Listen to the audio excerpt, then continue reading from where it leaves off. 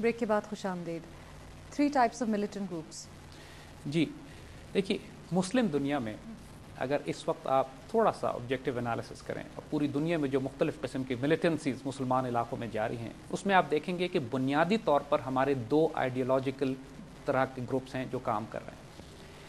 ایک سیکٹیرین ہے، sectarian militancy ہے. دوسری پولیٹیکل ریلیجس ملیٹنسی ہے. مسلمانوں کی بات ہم کر رہے ہیں. جو پولیٹیکل ریلیجس ملیٹنسی ہے مسلمانوں کی، اس کے بھی 2 گروپس بنتے ہیں. ایک وہ ہیں جو جینوین جائز ریزسٹنس اور جہادی موومنٹس اور گروپس ہیں جو اپنے اپنے علاقوں کو دشمنوں کے قبضے سے آزاد کرانے کی کوشش کر رہے ہیں. اور پولیٹیکل ریزسٹنس موومنٹس کے یا گروپس کے دوسرا گروپ وہ ہے کہ جو انفارچونیٹلی تکفیری ہو کر دہشت گردی پر اتر آئے ہیں. یعنی سیکٹیرین گروپس جتنے بھی ملیٹنٹ گروپس امت مسلمہ میں ہیں، آلموسٹ سارے تکفیری ہیں، یعنی آلموسٹ سارے دہشت گرد ہیں. کچھ مثال دینا چاہیں گے؟ اس کی مثال جس طریقے سے آپ سمجھنے کی کوشش کیجئے کہ پاکستان کے اندر جو دہشت گردی کی سیکٹیرین بنیادوں پر 80s اور 90s میں میسو قتل عام ہوا، ایک تباہی ہوئی، حملے ہوئے، مسجدیں، امام بارگاہیں، مسلمانوں نے بے دریغ قتل کیا ہے دوسرے کو، شیعہ اور سنی فسادات کروائے گئے. یہ سیکٹیرین ملیٹنٹ گروپس کہلاتے ہیں. یہ وہ سیکٹیرین گروپس ہیں جو تکفیر کی بنیاد پر، یعنی انہوں نے شیعہ نے سنی کو، سنی نے شیعہ کو کافر قرار دیا، گروپس بنائے چھوٹے چھوٹے، اور انہوں نے امت مسلمہ کے اندر تباہی برپا کر دی. ہم پاکستان بنیادی طور پر اس کا مرکز رہا ہے، لیکن پوری دنیا میں بھی اس قسم کے گروپس ہیں.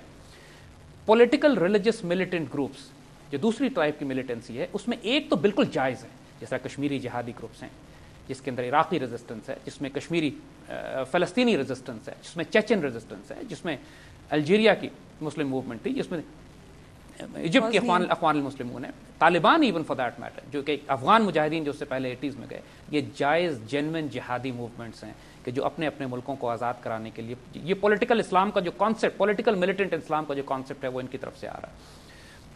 ایون جو ایرانین ریولوشن تھی، جو پولیٹیکل ملیٹنٹ کانسیپٹ آف اسلام تھا، وہ بھی ایک شیعہ کانسیپٹ کے لحاظ سے ایک بالکل جائز ایک موومنٹ تھی اور تحریک تھی. مگر جو پولیٹیکل ریلیجس گروپس میں ایک دوسرا ایلیمنٹ جو آیا کہ جنہوں نے تکفیر کا راستہ اختیار کیا، جنہوں نے پاکستان کے خلاف یا امت مسلمہ کے دوسرے گروپس کے خلاف صرف نظریات کی بنیاد پر، فرقے کی بنیاد پر، یا ایتھنک آئیڈیالوجیز یا پولیٹیکل آئیڈیالوجیز کی بنیاد کے اوپر کفر کا فتویٰ ان کو دیا اور ان کے خلاف لانے جنگ کر دیا. پاکستان کے اندر جو اس وقت میسو ٹیررزم کیمپین ہے، یہ سیکٹیرین ٹیررسٹ نہیں کر رہے ہیں، یہ پولیٹیکل ٹیررسٹ کر رہے ہیں. یہ وہ ہیں جو پاکستان کی فورن پالیسی کے اختلاف کی وجہ سے انہوں نے پاکستان کی ریاست کے خلاف اعلان جنگ کر دیا. یہ 3 طرح کے گروپس ہیں جس میں 2 ٹیررسٹ ہیں، ایک جائز جہادی ہیں، ایک جینوین جہادی ہیں. جو پہلے والے ٹیررسٹ ہیں جو سیکٹیرینز ہیں، یہ بھی امت کو تباہ کر رہے ہیں. جو دوسرے والے پولیٹیکل ٹیررسٹ ہیں جو نظریات، سیاسی نظریات کی بنیاد پر امت مسلمہ کے خلاف اس کے اندر موجود اس کو تباہ کر رہے ہیں، یہ بھی زائنسٹ کا کھیل کھیل رہے ہیں اور امت کو تباہ کر رہے ہیں. جو بیچ والا گروپ ہے کہ جو جینوین جائز جہادی موومنٹس ہیں، جیسے ہم نے عرض کیا کشمیری، طالبان، عراقیز، فلسطینی، چیچنز، یہ جائز جینوین موومنٹس ہیں. اور یہ ہر لحاظ سے، انٹرنیشنل قوانین کے لحاظ سے بھی اور اسلامی تحریکوں کے لحاظ سے بھی، اسلامی نظریات کے لحاظ سے بھی، یہ تمام موومنٹ وہ ہیں. ایون حزب اللہ جو لیبنان میں کام کر رہی ہے، وہ جینوین ریزسٹنس موومنٹ ہے کہ جو اسرائیل کے خلاف آپریٹ کر رہی ہے. تو امت مسلمہ میں شیعہ اور سنی اسکول آف تھاٹ میں دونوں طرف ہمارے پاس سیکٹیرین ٹیررسٹ بھی موجود ہیں، ہمارے پاس پولیٹیکل ریڈیکل تکفیری بھی موجود ہیں، اور ہمارے پاس جینوین جائز جہادی بھی موجود ہیں. تو یہ 3 گروپس ہیں. اب ظاہر ہے ان تینوں کی آئیڈیالوجی کے لحاظ سے زائنسٹ ان کو استعمال کرنے کی کوشش کرتے ہیں. جو پولیٹیکل اسلام سے خطرہ ہے وہ صرف ان کو بیچ والے سے خطرہ ہے، یعنی وہ جو جائز جہادی گروپس ہیں. نمبر 1 جو سیکٹیرینز ہیں اور جو پولیٹیکل ٹیررسٹ ہیں وہ ان کے ایسٹس ہیں، وہ ان کے الائز ہیں. ایسے گروپس کی موجودگی میں زائنسٹ کو یا ہمارے دشمنوں کو مزید کوئی ایسٹس بھیجنے کی ضرورت نہیں ہوتی. وہ ان کو استعمال کرتے ہیں امت مسلمہ کو اندر سے تباہ کرنے کے لیے. ان کا ایجنڈا ایک ہی ہے، ان کا ایجنڈا ایک ہو جاتا ہے، وہ استعمال کیے جاتے ہیں. پولیٹیکل اسلام کی آئیڈیالوجی کو ڈیفیٹ کرنے کے لیے یو ایس کیا پالیسی اختیار کر رہا ہے، کیا اسٹریٹجی اختیار کر رہا ہے؟ جی دیکھیے، اٹس ویری سمپل، یعنی to put it very simply, ان کے 2 پوائنٹ ایجنڈا ہے. ایک انویژنز ہے، دوسرا ڈویژنز ہے. یعنی حملہ کیا جائے اس مسلمان ملک پر، یا اس کو آپس میں لڑوا دیا جائے دوسروں کے ساتھ، یا اس کے اپنے اندر فتنہ برپا کر دیا جائے. The American strategy is built upon these 2 fundamental pillars to defeat the political Islam, Muslim world کو توڑنے کے لیے، انویژنز اینڈ ڈویژنز. اگر آپ دیکھیے کہ پوسٹ 9/11 امریکنز نے کیا اسٹریٹجی اڈاپٹ کی ہے. Number 1 strategy has been invasions. انہوں نے افغانستان پر حملہ کیا، پھر انہوں نے عراق پر حملہ کیا، پھر انہوں نے صومالیہ پہ حملہ کیا. صومالیہ کا ذکر کوئی نہیں کرتا، لیکن ایتھوپیا کے ذریعے صومالیہ پہ حملہ کروا کے انہوں نے قبضہ کیا. پھر عراق کو اگر ہم ایک ٹیسٹ کیس کے طور پر لیتے ہیں تو عراق کے اندر پہلے انہوں نے خود حملہ کیا اور عراق پہ قبضہ کرنے کی کوشش کی. پھر ایک شدید سیکٹیرین وار برپا کی، یعنی شیعز اور سنیوں کے درمیان میں، جیسے ہم نے بات پہلے کی تھی کہ شیعہ علاقوں میں بلاسٹ کروایا کہا سنیوں نے کیا ہے، سنی علاقے میں بلاسٹ کروایا کہا شیعوں نے کیا ہے، ایک شدید فرقہ وارانہ بنیاد پر جنگیں کی. شیعہ ڈیتھ اسکواڈ تیار کیے، سنی ڈیتھ اسکواڈ تیار کیے. شیعہ ڈیتھ اسکواڈ کا کام یہ تھا کہ جا کے سنی کے علاقوں میں بے دریغ قتل غارت کرے، سنی ڈیتھ اسکواڈ تیار کیے جن کا مقصد یہ تھا کہ شیعہ علاقوں میں جا کے بے دریغ قتل عام کرے.